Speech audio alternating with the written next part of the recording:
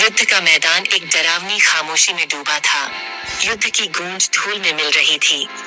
देवताओं और राक्षसों का टकराव हुआ था, लेकिन अब केवल खंडहर और गिरे हुए योद्धा बचे थे। तबाही के बीच माँ तारा खड़ी थीं। उनका गहरा नीला रूप अंधेरे को सोख रहा था। उनकी शांति डरावनी थी। ब्रह्मांडीय क्रोध के बाद सिरीन मास्क। उनकी तीसरी आंख अभी भी उस आग से सुलग रही थी जिसने एक सेना को नष्ट कर दिया था। भगवान इंद्र घायल और औ में पास आए और गहरे बाउट हुए। इंद्रा, हे महान माता, आपने हम सबको बचाया है।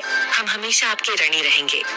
फिर भी, जीत में भी, देवताओं के बीच एक बेचैनी की ठंडक बनी हुई थी। आर्षी इकट्ठा हुए, ब्रह्मांड को शांत करने और संतुलन बहाल करने के लिए प्रार्थनाएं कर रहे थे। उन्होंने माँ के सौम्य रूप को वापस आने के लिए, तूफान को सच में गुजरने के लिए विनती की। ब्रह्मांड ने अपनी सांस रोक ली, शांति बहाल होने का इंतजार कर रहा था। लेकिन खामोशी तो बस शुरुआत थी। धरती कांप उठी जैसे एक नया अंधेरा आया।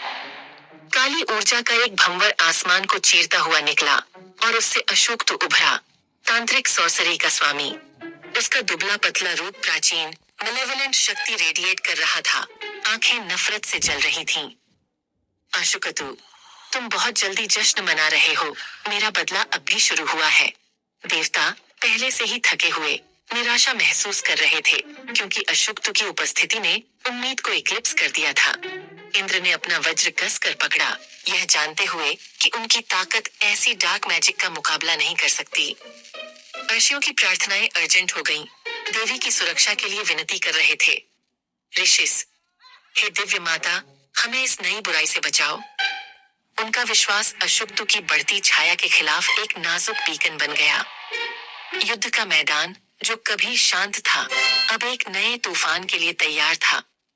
देवताओं और संतों ने माँ तारा की ओर देखा, उनकी आखिरी उम्मीद। अंधेरा छा गया और असली परीक्षा शुरू हुई। अशोक्तु ने अपना हमला शुरू कर दिया।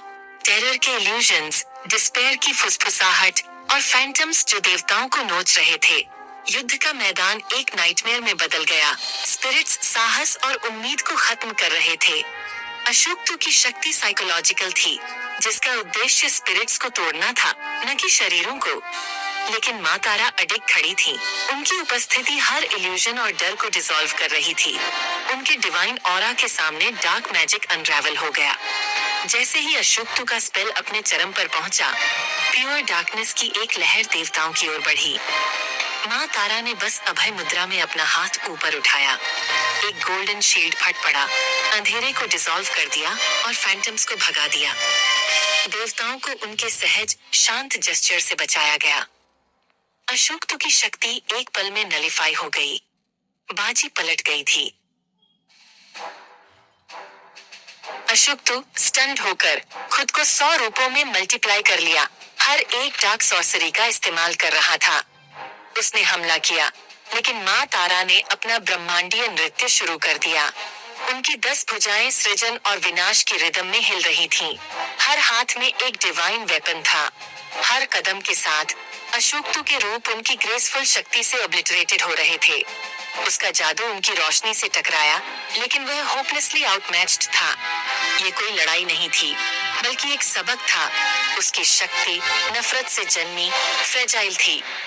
माँ तारा की शक्ति ब्रह्मांड का शाश्वत सत्य थी, प्योर, एब्सोल्यूट और अनयील्डिंग। एक एक करके अशुक्तु के रूप गिरे, उसकी डेस्परेशन बढ़ती गई। आखिरकार थका हुआ और हारा हुआ, उसने देवी का अकेले सामना किया। उसने क्रोध नहीं, बल्कि उनकी आंखों में ब्रह्मांडीय पिटी देखी। उस पल में उसने अपने संघर्ष की फ्यूटिलिटी को समझा। देवी का नृत्य अनस्टॉपेबल था। अशुक्तु डेस्परेट होकर अपना अंतिम हथियार, प्योर डिस्पेयर का एक भाला, माँ तारा पर फेंका। उन्होंने शांति से उसे निगल लिया, उसके अंधेरे को रेडिएंट लाइट में बदल दिया। उनकी तीसरी आंख से एक किरण अशुक्तु से टकराई, उसे धूल में डिसॉल्व कर दिया। अंधेरा हट गया। युद्ध के मैदान पर भोर हुई। शांति लौट आई, हवा साफ हो गई, ब्रह्मांड बहाल हो गया। माँ तारा का भयंकर रूप नरम हो गया। देवताओं और संतों को आशीर्वाद दिया। मातारा, धर्म की जीत हुई है, लेकिन बुराई का बीज हमेशा रहता है। धर्म के लिए लड़ाई इटर्नल है। विजिलेंट, हम्बल और यूनाइटेड रहो। धर्म की रक्षा कंपैशन और विजडम से करो, न कि केवल हथियारों से। इन शब्दों के साथ वह ओझल हो गई, एक नई भोर और एक कालातीत सबक छोड़कर। देवताओं और संतों ने बाउड किया, उनके संदेश को युगों तक ले गए। माँ तारा की रोशनी बनी रही, सभी रचनाओं के लिए एक इटर्नल विजिल। अगर ये माह का भी आपका पसंद आता है, तो वीडियो को लाइक, कमेंट, शेयर और मेरे चैनल को सब्सक्राइब कर देना।